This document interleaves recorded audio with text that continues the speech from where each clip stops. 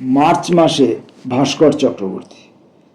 ভাস্কর চক্রবর্তীকে আলাদা করে একটানা পড়বার জন্য আমরা কিছুটা সময় ধার্য করেছি এবং সেই সময়টা মার্চ মাসেই পড়েছে, কবিতার মাসে।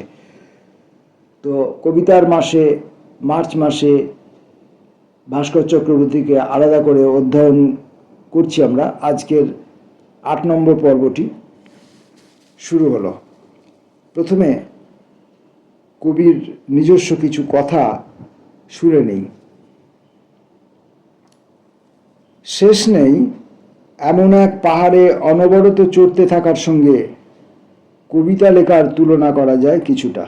শেষ নেই এমন এক পাহাড়ে অনবরত চড়তে থাকার নামই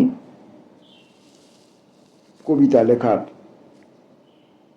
এরকম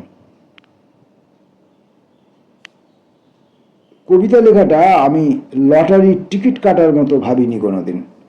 আমি চেয়েছিলাম কবিতা যেন আমাকে নিংড়ে নেয়। লটারির টিকিট কাটলাম, হঠাৎ করে লটারি লেগে গেল, আমি কোটিপতি হয়ে গেলাম, সেরকম ব্যাপার নয়। হঠাৎ করে কবিতা হয়ে যাবে না। কবিতাকে পাবার জন্য, কবিতাকে বোঝার জন্য, কবিতাকে আয়ত্ত করার জন্য, কবিতার সঙ্গে সম্পর্ক বাঁধানোর জন্য একটা দীর্ঘকালীন একটা অধ্যাবসায় থাকা জরুরি। কবিতা লেখার প্রথম থেকেই ব্যক্তিগতভাবে আমার মনে হতো যে কোনো লাইন থেকেই একটা কবিতা শুরু হতে পারে, আর যে কোনো লাইনেই শেষ হয়ে যেতে পারে সেই কবিতা।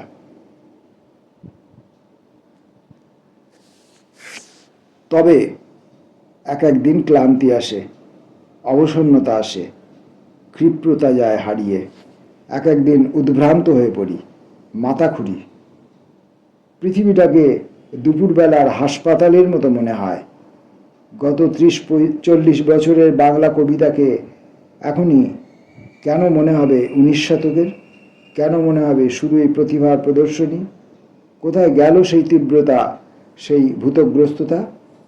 কবিতা বিষয়ে আজও আমার দু একটা কথা জানাতে ইচ্ছে করে।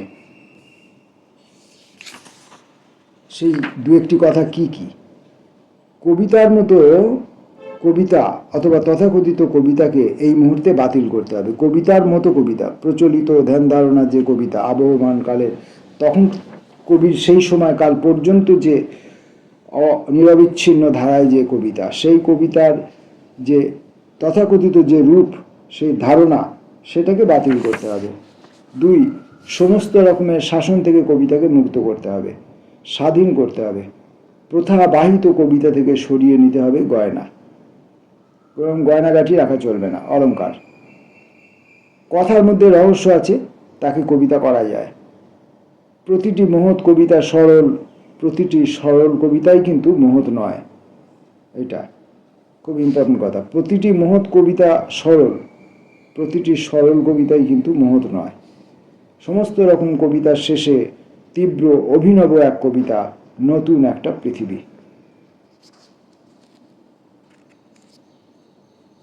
কবিতা সম্পর্কে কবির এই কথাগুলি আমরা শুনলাম। এরপর আমরা কবির কয়েকটি কবিতা পড়ব, প্রত্যেক দিনকার মতো আজকেও। আজকের প্রথম কবিতার নাম উঠ। আমিও তোমার সঙ্গী, বালির উপর দিয়ে চলেছি সারা জীবন, লম্বা গলা, উৎসবহীন ম্লান চোখে। শোনো, আমি জেগেছি অনেক রাত, লিখেছি বোকার মতো অনেক কবিতা। তোমার আছে কি ম্যানেজার? আমি দেব আরও কাটা গাছ আধুলি ভাঙিয়ে, অথবা দুপুরবেলা হোটেলের রান্নাঘরে উকি দেব। তোমার আমার জ্বর সন্ধেবেলা, চেয়ে দেখো ঝুম্পার মা আর ঝুম্পা একা বসে আছে বারান্দায়। এসেছে ফাল্গুন মাস, চলো যাই, নিয়ে চলো তোমাদের দেশে।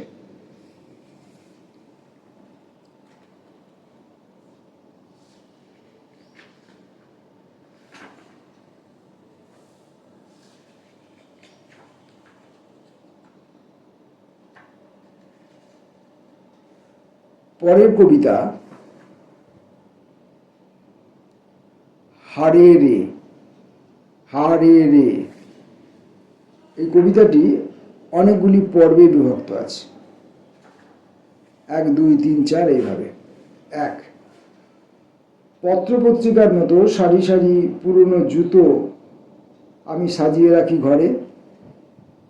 আসে বন্ধু বান্ধব, আসে বুড়ো এবং বুড়ো আরও অনেকজন। আমি শুনি জীবন বীমার উপকারিতা সম্পর্কে অনেক কিছু।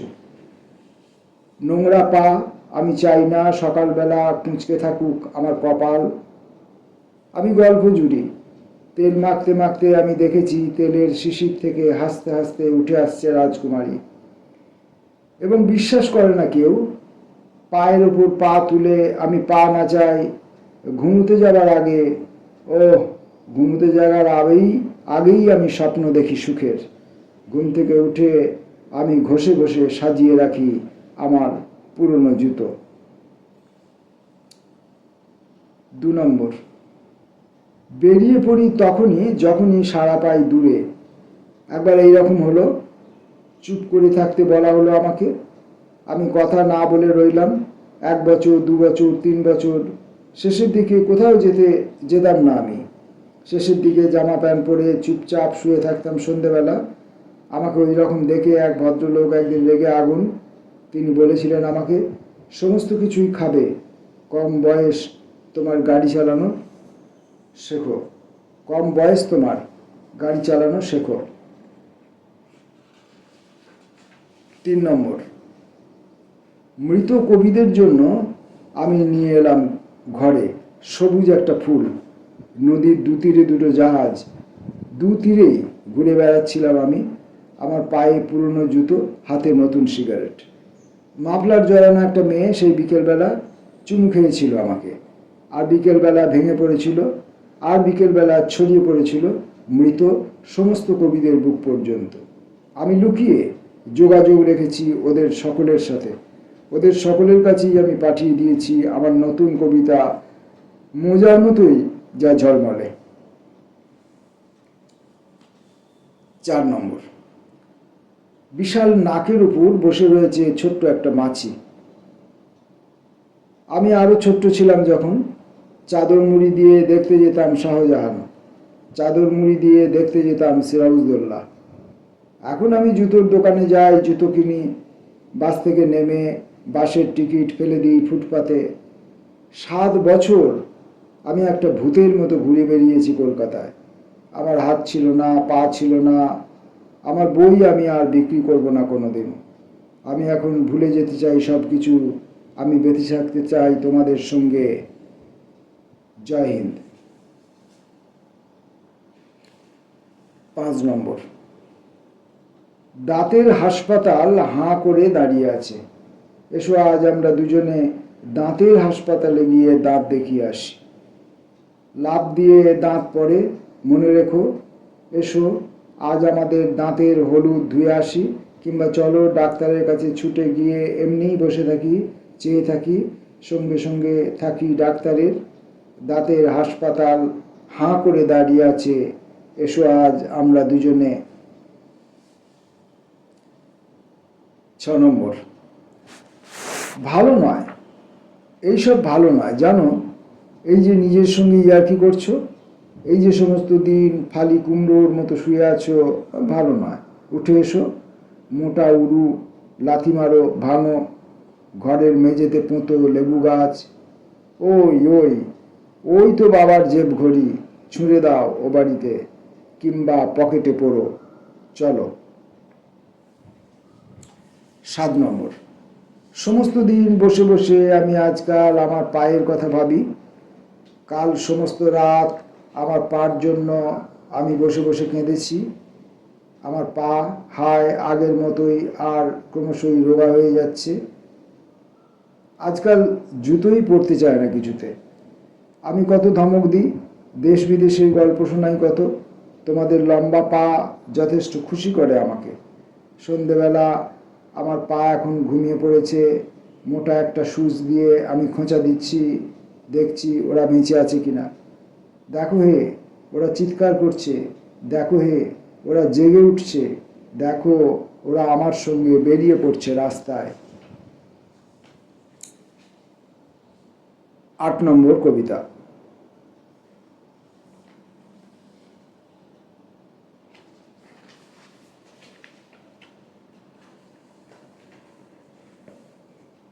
একটা লম্বা সিরিজ ছিল হাড়েরে, তার 8 নম্বর কবিতা। লাল পিঁপড়ের লাইন ধরে ঘুরে বেড়ালাম সমস্ত সকালবেলা, ছুটতে ছুটতে দেখে এলাম দু একটা দাড়ি পাকছে সন্দীপন চাটুর্যের, এবং সমস্ত কিছু ঠিকঠাক আছে, সমস্ত কিছু। শুধু ও পাড়ার ছেলেরা রাত দিন মাইক বাজাচ্ছে, হোস্টেলের বারান্দা থেকে ঝাঁকে ঝাঁকে মেয়েরা ঝুঁকে পড়ছে। আমার সর্দি হলো খুব, তবু হেই হেই করে বিছানা থেকে লাফ দিয়ে উঠে আমি খড়মতে ছুটে গেলাম রান্নাঘরে। জুল ভর্তি রান্নাঘর থেকে ডাক পড়লো আমার, আহা, বিছে মারার জন্য।